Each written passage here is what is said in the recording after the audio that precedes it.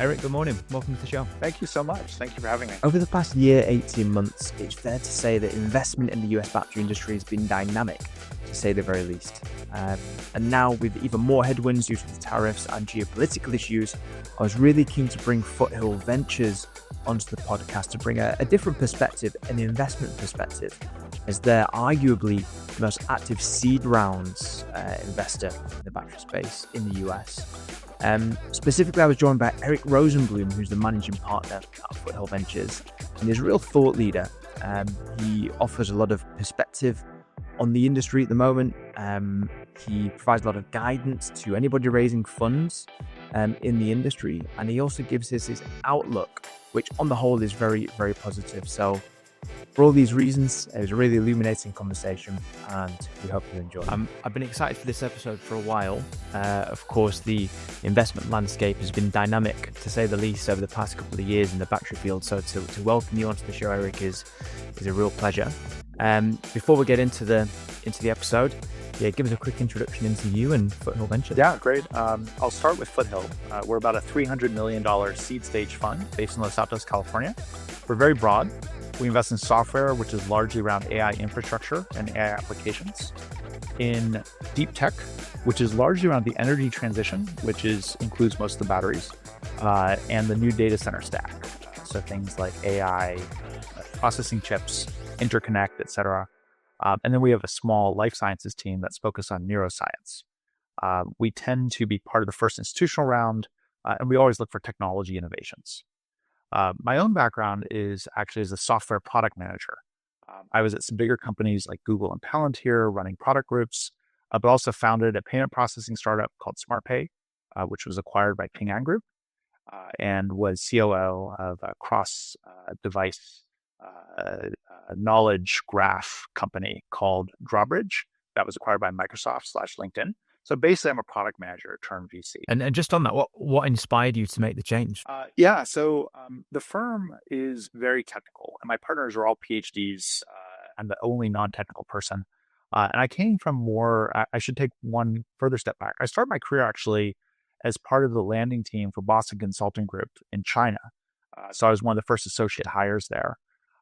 And so I came from a consulting and product and strategy background. And so when my partners, who take a very technical first look at all of the at all companies, they needed someone who came from more the business and product side. And so I started looking at things past the software group and helping with the deep tech investments. And I found that it's a really interesting area, and started spending more and more of my time in the world of semiconductors and batteries. And so at this point, I would say I'm not an expert. But I spend a lot of time with experts and spend a lot of time with these companies. And so it's an area of great interest. And I'm beginning to have some theses around what's going on. Interesting. I'm always interested in that transition. I've spoken to a lot of people who've kind of done similar to what you've done. So not very interesting. We obviously first started talking because we work with some of your portfolio companies, which we'll discuss a bit later. And you're ultimately very passionate about the battery industry, and we'll go into myths and facts later and talk about whether or not Foothill Ventures are the most active seed-based investors in the battery space. But to begin with, a super broad question, Eric, but what's your assessment of the battery industry right now? Yeah, it's going through a global downturn, or I should say the US battery industry is facing some serious turmoil and headwinds. Globally, the battery industry is literally exploding. And, it's not you don't ever want to say explode with batteries, but it is true that from a market perspective, it's an absolutely rollicking market. It's very rare in venture capital that you have a $1 trillion market that's being disrupted really quickly. I'm referring to EVs taking over for internal combustion engine cars. There's something like $500 billion of parts just for engines every year that's being rapidly displaced with batteries, sensors, software. It's one of the most rapid and large transitions ever. It's very hard to think of any other examples. So from a global perspective, it's a really, really interesting, exciting time. From a US perspective, it's much more difficult. There's obviously price pressure coming from Chinese suppliers. There's administrative change moving from the Biden administration to the Trump administration, where there's much less support to the EV industry and a lot more support to kind of legacy fossil fuel industries. And so rollback of environmental regulations. And so from a US perspective, I think that we're facing a lot more challenges. But from a global perspective and a macro perspective, it's a really exciting time in the battery world. That's good to hear. I mean, it's evident that, yeah, particularly in the US, we're in a transitional period, if we can put it that way. But yeah, good to hear that you're speaking positive about the world as a whole. Thank you, Eric. Let's get into our first section, which is myths or facts and investing specifically in the battery world. So the first one, myth or facts, is it hard to make money investing in battery companies? Or it's hard, sorry. It is hard to make money investing in battery companies, not is it? Yes. Objectively, it has been. There have been very, very few huge outcomes for venture investors in batteries to date. The question is whether that will be the case going forward. And, going back to a remark I made a moment ago, venture capitalists are always looking for major disruptions in a large industry. And the battery industry is being pulled through with multiple disruptions. One is, again, the automotive industry, which is going through a very, very rapid change. And that's one of the biggest industries in the world. But also the entire global electric grid needs to be upgraded. And a lot of that story is backup power, renewables. And so I believe that it is objectively true that to date, it has been very hard as a venture investor to make money in this sector. However, we're at the very edge of one of the largest transformations in history. So I believe that will not be the case going forward. I think that some of the most important companies in the world in the next 10, 20 years are going to be coming from the sector. So I think we're about to go through a massive change. We'll talk about the first and the second wave, which you and I discussed together, which would be interesting to the listeners, but that's good to hear. Myth or fact, batteries is a declining market? It is absolutely not a declining market. It is a rapidly growing market. And it's a global market. And that's important to realize that batteries as a whole is growing very, very fast. But the other thing is that people think of batteries, or people outside this industry think of batteries as a monolithic market. Every sub-segment of batteries is large. So, for example, there are markets for batteries that work in very, very cold temperatures and don't lose their charge. There are markets for batteries that are very inexpensive for stationary storage. There are markets for batteries that can discharge very quickly or can charge very quickly. All of those are multi-billion-dollar markets, and they're all growing quickly. And so both the overall market segment for batteries is growing, but there are subsegments that are very large. And in that sense, not only is it not declining, but no segment is declining. And so it's a really interesting time to be part of this. Interesting one next. Again, myth or fact, batteries is a less attractive investment market compared to others such as AI and data? I would say on that, it's a bit of a mixed bag.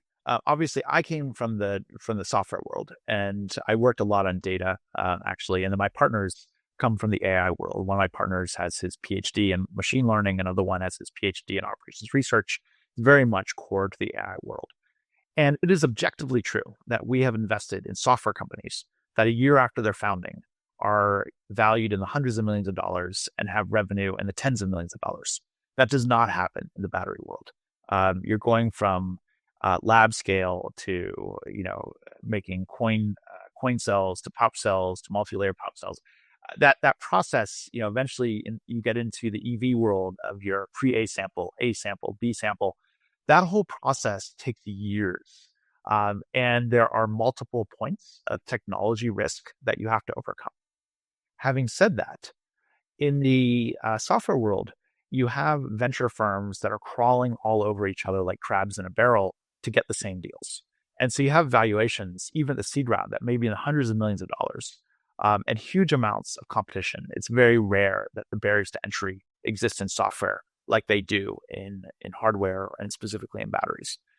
And so the winners from the battery world are going to be multi-billion-dollar companies. And there aren't that many companies to begin with, and there aren't that many investors who invest in the space.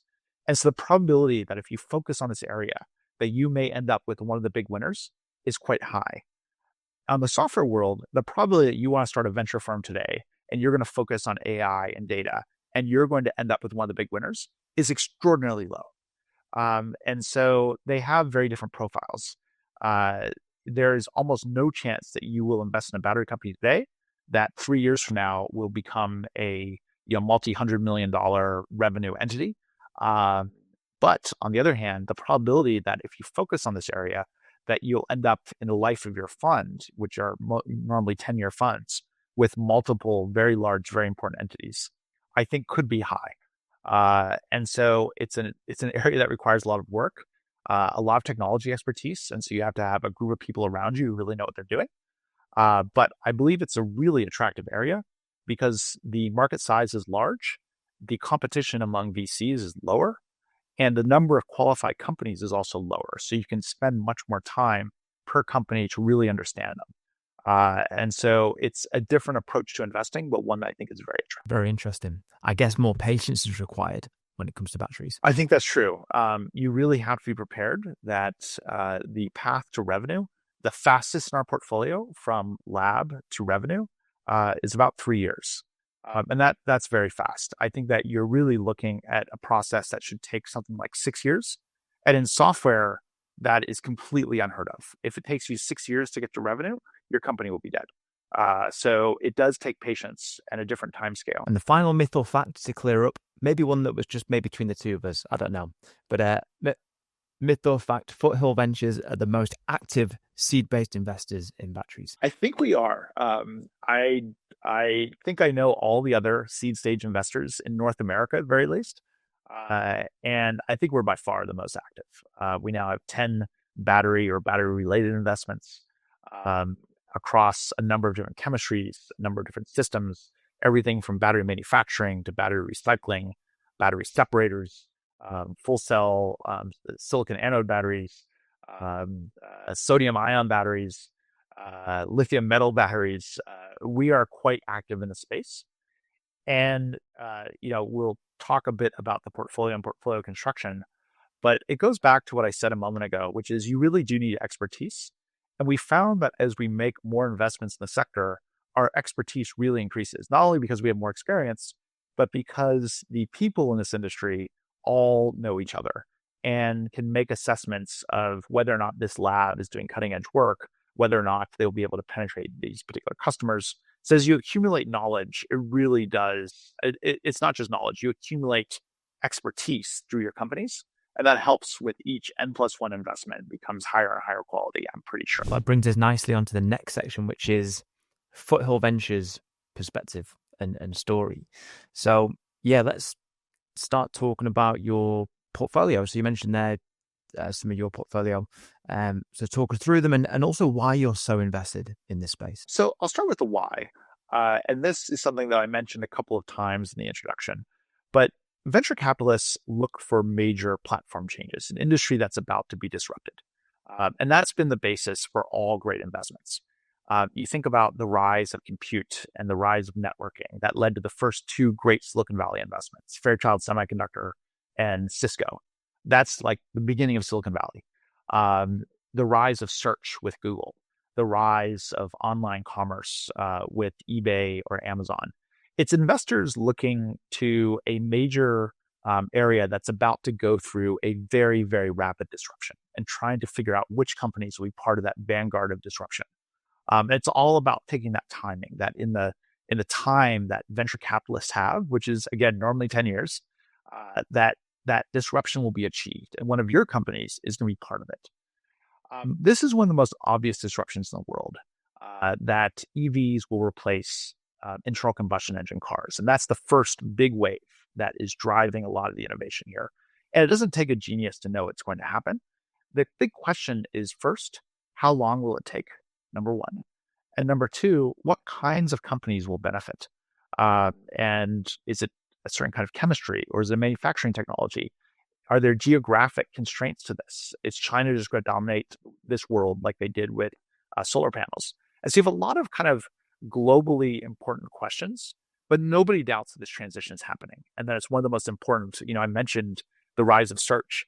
The whole global advertising market, which is really what search was disrupting, is far smaller than the global market for energy for cars. This is an absolutely enormous market. So the reason they go into this is that it's one of the more obvious opportunities ever in venture. $1 trillion market being disrupted very fast. Let's figure out where the opportunities are going to lie. Now, uh, with something like this, we believe it's wise to take a portfolio approach. The venture model is that about 20% of the companies in your portfolio should do well and carry the rest.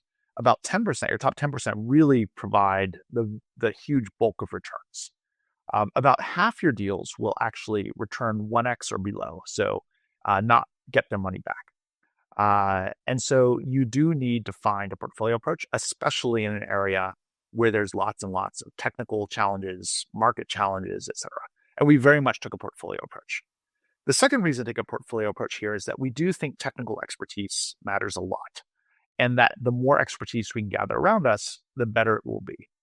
And so when we look at our specific bets, we have companies like AM Batteries, which is dry electrode manufacturing.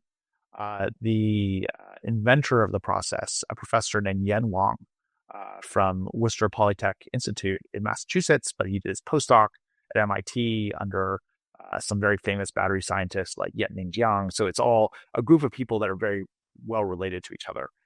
This is a holy grail technology. Dry electrode, or the process of making electrodes, which is currently done in a wet process, where you make a slurry that has to be dried with intense heat, is the biggest cost of making a battery and the biggest source of energy use in making a battery is the heat involved in drying out the slurry. So there's a holy grail that many companies are after to make this a dry process. Tesla announced just several weeks ago that they were about to use their dry process, which they had acquired from a company called Maxwell. They bought a company called Maxwell several years ago, which you're well aware of. And that team has been spearheading their process ever since. It still took them many years to get this to a point that they were able to use it in their commercially available cells, but it appears that they're there now. We bet on AM Batteries several years ago as the most likely player to service the rest of the industry and actually use a process that we think is superior to the Maxwell process. It's far more flexible. It should be more efficient. Is also making really rapid progress. That same inventor, Yen Wang, is also behind another company of ours called Ascend Elements, which is now America's largest battery recycling facility. And they've made a process for recycling lithium batteries that is far more efficient than the state of the art. And that is, again, so two bets, one on manufacturing, one on recycling. We also placed bets on some individual chemistries. So a company called Coreshell, which is using metallurgical grade silicon to make very high capacity anodes. This is very interesting. We are going to talk about wave one versus wave two.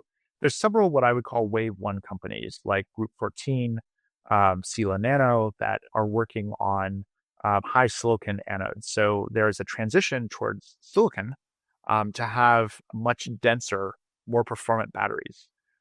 But silicon has some problems. It swells. There's problems with thermal runaway.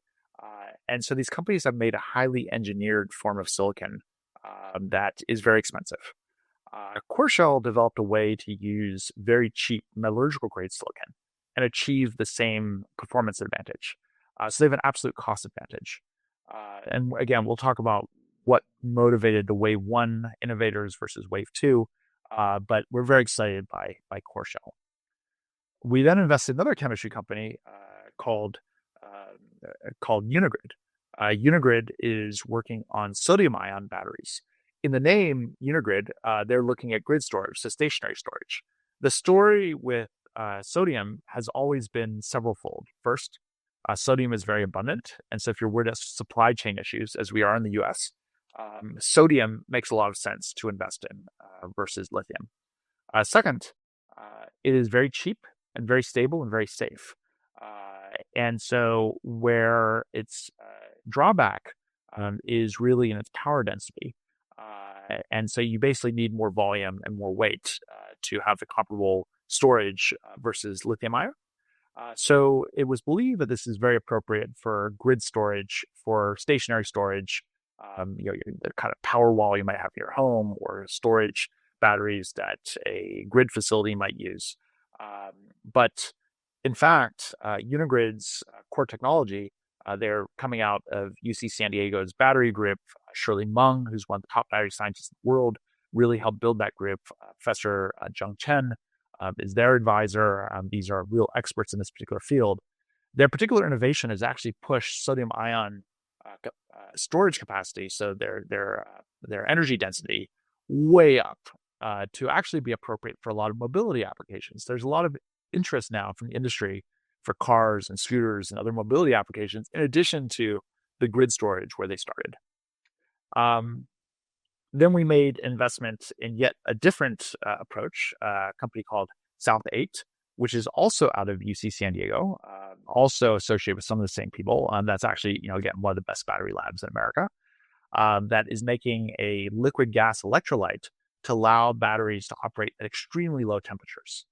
This is really important to you. Anyone who has a electric car is used to, when you park it and it's cold, it sends you a warning that says, warning, your battery capacity will decrease rapidly in cold temperatures. If you live in Chicago, you're constantly worried that your car is just going to brick itself and you're going to get out in the morning and you just won't have anything. But where it's really, really important are things that go into space or into the air or into the deep sea. So for military applications. And so when we look at an application like this, our bet is that just the cold temperature applications are big enough, several $billion to support a company like this. And it absolutely is. But in addition, and if you look at who's invested in South 8, these are companies like Lockheed Martin that have a real interest in batteries that go into flying things, for example. But cold temperature batteries are interesting for everyone. Tesla would be very interested in a battery that doesn't lose capacity in very cold temperatures, for example. All of us as consumers want batteries that can maintain their charge in very cold temperatures. And then finally, on the chemistry side, we invested in a company called Feon, F-E-O-N, which is now based in the Boston area. They were based in Cambridge, but they came out of Stanford, a very well-known battery scientist at Stanford. And they have developed an electrolyte technology. It's really a platform technology. Initially, they showed that they could make lithium metal batteries very safe and performant. Lithium metal is another one of these holy grail technologies where it has the densest battery, so the highest energy capacity of any non-exotic flavor, but has a lot of issues around stability and thermal runaway and safety that they have effectively solved. But it turns out their methodology for making electrolyte formulations works for a huge variety of batteries. And so this is an exciting platform technology that makes many, many different kinds of batteries better. And so they now are advancing very rapidly on a number of different fronts. So those are some examples. So we have everything from manufacturing to recycling to chemistries that are targeting all kinds of different use cases, just as an example. Nice. Yeah, thank you for the overview, and interesting the diversification even within the ecosystem. You're right about AM batteries. We had Hugh Dong on the show, the chief manufacturing officer, who of course was at Maxwell before the Tesla acquisition. So yeah, great team leading the charge there. He was a former podcast guest on Take Charge, I think episode 14, if I'm not mistaken. So anybody who's interested, take a look at that one. And then, yeah, you mentioned Unigrid and Darren Tan, the CEO there. He was also on the show talking about sodium ion batteries and, the benefits and things like that. So yeah, definitely some great businesses there. Yeah, I will also plug. They're two of the most thoughtful people I've ever heard on batteries. And, to go back to an earlier topic, part of the secret to our success or our hopeful success is having people like this in the family. Anything in manufacturing, Hugh Dong is one of the world's experts, and he will be incredibly responsive. We see any manufacturing technology. Of course, the first note I send is to Hugh. What do you think of this, Hugh? Darren is not only an expert in the world of sodium ion batteries, but is really thoughtful about global battery supply chains, the geopolitics that overlay this industry. And so having people, quote unquote, in the family, I think is absolutely critical in a business like this. And we have a huge advantage. We have some of the world's experts that are now part of that family. And I think that we're becoming quite formidable. And this is all publicly available information. But you'll see among our grant winners, so a lot of grants from the Department of Energy, various projects that are being done with some huge global players, cooperation between all these players. So AM Batteries and South 8, AM Batteries and Unigrid. These are all players that are cooperating with each other now to make their batteries better. And we will continue to have that kind of portfolio approach of kind of cross-pollination between battery companies. We mentioned before kind of wave one versus wave two. You kind of added a bit of color to what wave one was with those businesses. And obviously you and I were talking before about how you believe wave two, the organizations that you're invested in, will be more successful. So talk us through your kind of reasoning there and kind of why you believe the second wave will be more successful. So first, the wave one innovators are really interesting companies, and they have extraordinarily strong scientists, very strong leadership. But I would put QuantumScape, Sila Nano, Group 14, and then there's even further back A123. So there have been a number of battery startup and innovators that have taken a stab at this, and they basically looked at the same kind of thesis that we're looking at. I just think they were a bit early. They also saw that the world was about to change, that EVs were going to take over this market. There were a couple of big differences between that wave and what's going on today. So first, they had to do a much better job of prognostication. They had to plot global oil prices and try to estimate at what point would an EV have total cost to operate that would be lower. They had to estimate at what point would cars, what would the average entry price to buy a car, so that you don't have to calculate total cost of ownership. It turns out Americans in particular are terrible at calculating total cost of ownership. We just look at sticker price and just say, okay, dollar for dollar, this is what I want. And then great, it'll save me money over the lifetime of the vehicle, but I really want an entry price that's also lower. And so they had to do a lot of projections. And it turned out that some of those projections were off, that the global oil price plummeted. It made EVs less attractive as initial investment. And so the market took off a little bit slower than people had estimated. And they got their timing a bit off. So it took longer than they thought. But second, because they were at the really bleeding edge, they had to do things like create highly structured, highly engineered silicon, which was expensive. And if you think about it, it's a kind of strategy that Tesla adopted, which is they started with a Roadster, which is very expensive, very small volume vehicle, but that allowed them to get enough money, and then with massive US government aid, get to the Model S, which is still a really expensive car. I think when it debuted, the lowest price Model S was something like $65,000. Wasn't for everyone. But again, that gave them the manufacturing scale to finally get to the Model 3. And that was the true mass market car. But they almost died multiple times. If the US government didn't give them a massive loan, they might not have made it. And so they just skirted very close to the edge, but then became one of the most valuable companies in the world and have taken over a lot of the automobile market. And now they're facing some interesting headwinds. You could think of these companies as similar, where they started knowing that they're going down a path of creating a very high price battery.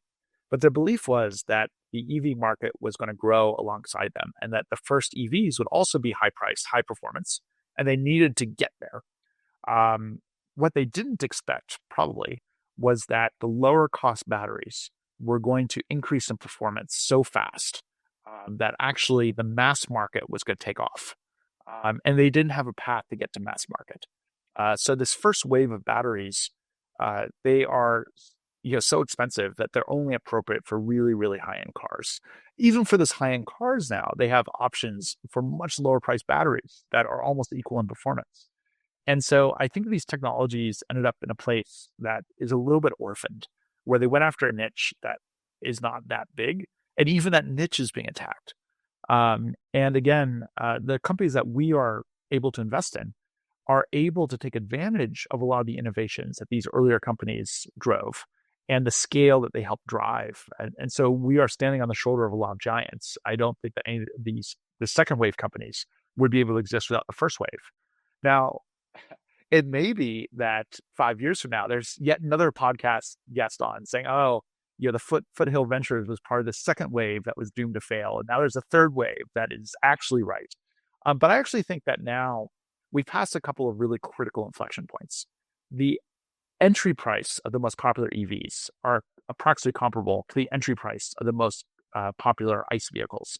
So now, even at the entry price, you're getting a superior vehicle that will cost you much less in the long run. And even your initial day one purchase is at a comparable or lower price. And so I think there's no going back. We've passed the Rubicon, so to speak. And second, you have now technologies on the battery side that are very inexpensive and highly performant. So we now have the right technology at the right time for a market that you don't have to prognosticate about what the future holds. The market has already shifted. And so we have that advantage now. And the final thing is, for better or worse, we're in a world now where supply chains are beginning to fragment. And so the US supply chain, the European supply chain, the Asian supply chain, the markets for each of these territories is very large. So I talk about a global $1 trillion market. Each of these markets by themselves are hundreds of billions of dollars. And it's likely that we have champions in multiple regions now that can each support multiple very, very large companies. And so in venture, timing is everything. And the timing appears to be extremely good right now for these quote unquote second wave companies that have produced, in general, a lower cost product with a market that is taking off and has now the ability to support multiple regional champions. And so I think the timing just is much better. Let's hope that podcast in 5 years is incorrect. The wave 2 made it. No, thank you, Eric. Great insight there. But by the way, just as a really sorry to cut you off, but that it's been the case in lots and lots of technology. Like Google was clearly not the first search engine; it was a wave 2 search engine. The first search engines basically did simple text search and tried to find websites that seemed related to things you were searching for, and the results were terrible. And it was also a cat and mouse game where websites would just put in keywords that were unrelated to their content, and you would get a bunch of crap websites. Google had a key innovation in creating PageRank to really understand that sites that link to other sites is probably a good sign of quality. And then you add other notions of quality, so load time, bounce rate, and create this magical PageRank and completely take over the market. It is very common that the wave 2 companies see what wave 1 got right and wrong, and then manage to supersede and surpass what they've done. And so I think, again, this is one of those examples where wave 1, unfortunately, probably has enabled wave 2 to really skim the proceeds. It'd be very interesting to see, what happens next. Obviously, a lot of these companies are early stages, but promising signs, even given the disruption at the moment. That takes us nicely onto questions from the community. We have a couple here for you from the community. So the first one is, given how the battery investment landscape has been recently, what are the key things that you look for that tell you if a company or technology is still worth backing at seed stage? Also, has the way that you assess that changed over the past 12 to 18 months? Yeah, I think this is the key question. So there's a few things. First, you have to realize that funds are 10-year vehicles. And so you have to be able to look at a company and believe that in the lifetime of your fund, they can achieve a big exit, not a small acquisition exit. They have to be able to make it to, for our fund, we're looking for a potential of 50x return, means it has to be possible. The whole fund is targeting 5x returns, meaning you have a mix of companies that ended up being really, really big and then a bunch of companies that didn't make it. But you have to have the possibility that any individual check we write could return the whole fund. And so we're looking for first companies that have the kind of ambition that they're going for a true breakthrough in a very large market. We look for a technology advantage, In this world, we think tech will win. It's not just better execution, not just better marketing or branding or partnerships, but ultimately the technology really does have a big bearing on whether you're going to win or not. And so the first thing is to have a group of experts around us that can judge whether or not this technology is going to win. And I mentioned several times the people in our portfolio. So someone like Roger Basu at Corshell or Yen Wang at AM Batteries, but also the professors behind them, like a Shirley Meng, who's at Argonne National Lab, who's one of the greatest thinkers in the world on batteries, but also other VCs, Catherine Chen at TDK Ventures, Josh Stilling at Anzu Partners, Jimmy Can at Anzu Partners. Like some of these people are the best thinkers and the best investors in batteries. So we have our portfolio companies, we have advisors, and we have co-investors. So first, you have to believe the technology is superior. But second, they have to be practical. There are a lot of really good academic researchers that are producing battery breakthroughs. But the whole ecosystem is so complex that you have to know first how this technology can not only be superior, but manufactured. How will you get supply chain? How will you get to the business development relationships you need to succeed? You have to understand the time scales involved, that if you're hoping to get into EV manufacturing, that you're looking at a 5-6 year process at best. And so you need to know how the company is going to sustain itself in the meantime. And if there are niche applications that can lead to revenue even faster. And so you need to layer all these on and look at the team they currently have, understand how much of it they can do, and will they be able to hire the right people to work on the business side? Because almost always at the seed stage, the people you're looking at are researchers. They are people that worked on the initial innovation and are not necessarily there for the business side. And you have to be able to assess, are they going to be able to bring in those partnerships or are they going to be able to bring in the kinds of people that are going to drive the partnerships that will get them there? And so you're looking for people that have the technical chops, that also have the business acumen and the leadership chops to bring all these things together. And often it will be the case that the person who is the founder and CEO on day one will not necessarily be the CEO on year 4 or 5 when the company shifts from being research focused to being commercial focused. And so you also need people that are at least open-minded, that they're willing that change can happen, but also they have the potential to grow into that leadership position where they could be an extraordinary CEO. And I'll say in our portfolio, we have a mix. We have some leaders like Darren. When we invested in him, we knew his technical leadership was extraordinary, but we didn't know how strong he was going to be on the business side. It turns out he is a business savant. We couldn't be happier with the way this guy is able to drive supply chain strategy, partnership strategy, sales strategy, hire the right people. The guy can do it all. Yen Wang actually could do it all. He also has all those attributes, but he's also a tenured professor at Worcester Polytech. He is gracious enough and humble enough that he has been willing to find a new CEO for some batteries, for AM Batteries, and in both cases, bring in great people to bring the company to the next stage. And so having that kind of understanding of yourself and understanding how to cooperate with others is also really, really valuable. So anyway, so those are sorts of things we look for. It all has to do with combination of technology, but then the leadership potential of being able to pull together the right team and the time that you need to be able to achieve this. Very good. Some great comments there. The final question from the community before the very final question of the episode today, which is a question from a former guest. So the penultimate question, what advice would you give to founders currently raising pre-seed or seed rounds in this climate? Yeah, I think the big thing that's changed in the last year, a year ago, having a great technology aimed at a large market with a good team was probably enough to get you funding. Right now, there's been a real pullback. And I think you need to show that you have a path to revenue much faster than you did a year ago. And so the advice I would give to founders is you need to keep one eye on a very, very large market that can make your company be worth billions of dollars if all goes well. But you have your eye also on a big enough market that in the next 3 years, you have a legitimate path to revenue.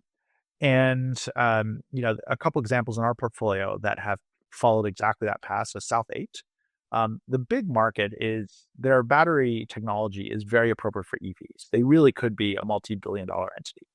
But in the immediate term, they're able to sell specialty batteries to military applications, for example, where there's an immediate need with less price sensitivity because this is really, really important for our warfighters.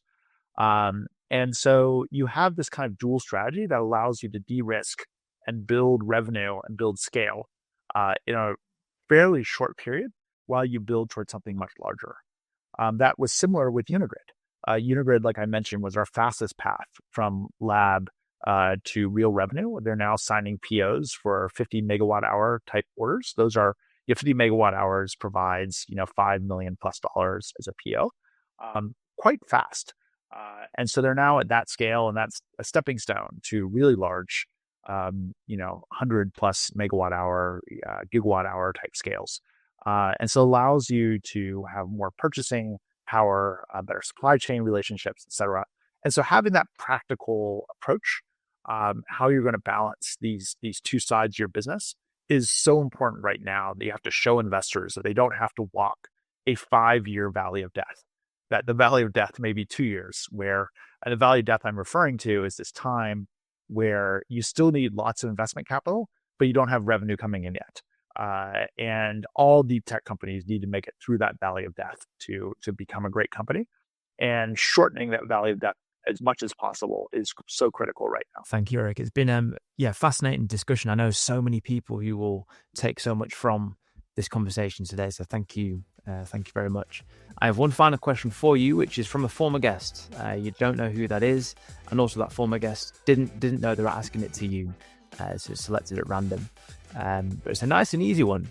This person has asked, what initially inspired you to join the battery industry? Yeah, great question. So as I mentioned in the beginning, I got very lucky.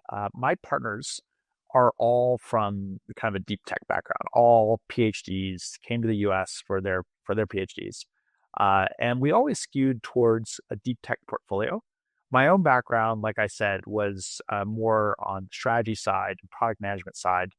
But because we had this complementary nature where we had a lot of technical competence in our world and not as much business strategy background, I got to be the quote business and strategy person for a lot of our investments. And when I started digging into the battery world, I realized that again, it's one of these things investors wait their whole lives for, $1 trillion market that is about to be disrupted. I think when you find that kind of thing, you have also obligation as an investor to ask yourself the question, what would it take to succeed? And the answer to me was people. That if we could find really, really strong group of people around us, both the people we're investing in, but also I've mentioned people like Yen Wang, who's become an important advisor in addition to being a portfolio founder, Shirley Meng, who's an important advisor. Like these kinds of people would be critical. And so we started going through this kind of systematic approach of finding and building this bench of expertise. And then I knew that it was something I really wanted to be part of, that I could start to build some knowledge myself, but really I was building a platform and a system, building expertise around me that I could use to have success. So I guess to really sum it up, investors wait their whole lives for something this big. And so the really immediate reason to go in was I thought this is huge and there are not that many people who are going down this road, number one. And number two, it's just inherently interesting. There are a lot of other big markets that are less impactful for humanity. And so if you can find a way to find something that aligns with your interests, that also is a great financial opportunity that also makes you feel good about what you're doing every day. I would advise anyone to jump on that. It's rare. And so I feel lucky that the timing was right. My partnership was flexible enough that we could decide that this was an area we really wanted to jump onto.